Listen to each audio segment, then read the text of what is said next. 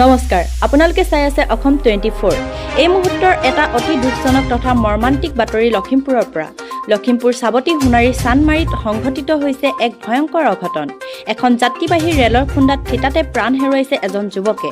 ঘটনাটোক কেন্দ্ৰ কৰি সমগ্ৰ অঞ্চলটোত বৰ্তমান তীব্ৰ চাঞ্চল্যৰ সৃষ্টি হৈছে নিহত যুৱকজন মধুচিন্তন বৰুৱা বুলি চিনাক্ত কৰা হৈছে দুৰ্ঘটনাত পতিত হোৱা এই যুৱকজনৰ ঘৰ কদম ৰংপুৰীয়া জৰাধৰা গাঁৱত বুলি জানিব পৰা গৈছে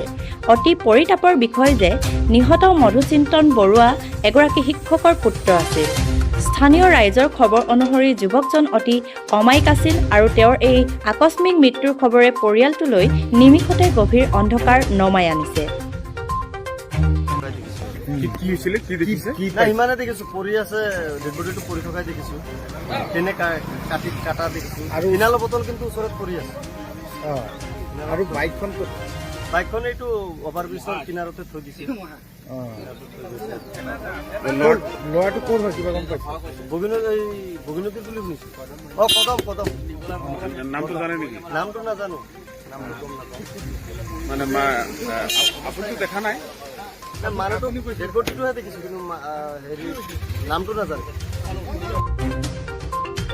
প্ৰথম অৱস্থাত ইয়াক এটা সাধাৰণ ৰেল দুৰ্ঘটনা বুলি ভবা হৈছিল যদিও বৰ্তমান ঘটনাটোৱে এক ভিন্ন ৰূপ লৈছে আৰক্ষী আৰু স্থানীয় প্ৰত্যক্ষদৰ্শী ৰাইজে সন্দেহ প্ৰকাশ কৰা মতে যুৱকজনে হয়তো আত্মহননৰ দৰে এক চৰম পথহে বাছি লৈছিল ইয়াৰ কাৰণ হৈছে ৰেল লাইনৰ ঠিক কাষতে উদ্ধাৰ হৈছে যুৱকজনে চলাই অহা AS07Z8287 নম্বৰৰ কলা ৰঙৰ দুচকীয়া বাহনখন অভাৰব্ৰিজৰ তলত অতি পৰিপাটিকৈ থৈ যোৱা আছিল কেৱল সিমানেই নহয় ৰেল লাইনৰ ওচৰতে এটা ফিনাইলৰ বটলো উদ্ধাৰ কৰা হৈছে যিয়ে এই আত্মহননৰ সন্দেহক আৰু অধিক ঘনীভূত কৰি তুলিছে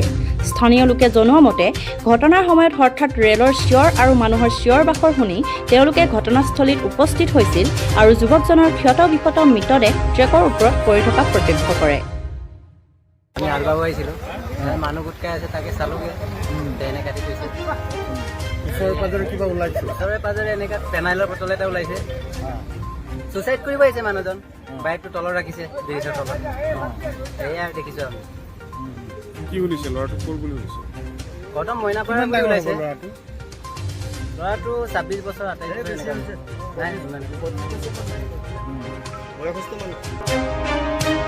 ঘটনাৰ খবৰ পোৱাৰ পিছতেই লখিমপুৰ আৰক্ষী এটা দল ততাতৈয়াকৈ ঘটনাস্থলীত উপস্থিত হয় আৰক্ষীয়ে স্থানীয় ৰাইজৰ সহযোগত ৰেল লাইনৰ পৰা মৃতদেহটো উদ্ধাৰ কৰে আৰু মৰণোত্তৰ পৰীক্ষাৰ বাবে লখিমপুৰ চিকিৎসা মহাবিদ্যালয় তথা হস্পিটেল চমুকৈ LMCH লৈ প্ৰেৰণ কৰে আৰক্ষীয়ে ঘটনাটোৰ সন্দৰ্ভত এক গোচৰ ৰুজু কৰি ইতিমধ্যে তদন্ত প্ৰক্ৰিয়া আৰম্ভ কৰিছে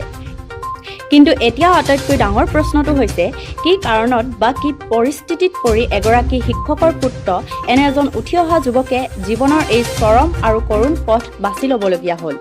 ইয়াৰ আঁৰত কিবা মানসিক চাপ আছিল নে আন কোনো ৰহস্য লুকাই আছে সেয়া কেৱল আৰক্ষী পূৰ্ণাংগ তদন্তৰ পিছতহে পোহৰলৈ আহিব সমগ্ৰ ঘটনাটোৰ সবিশেষ তথ্য আমি আপোনালোকক জনাই থাকিম তাৰ বাবে চাই থাকিব লাগিব আসাম 24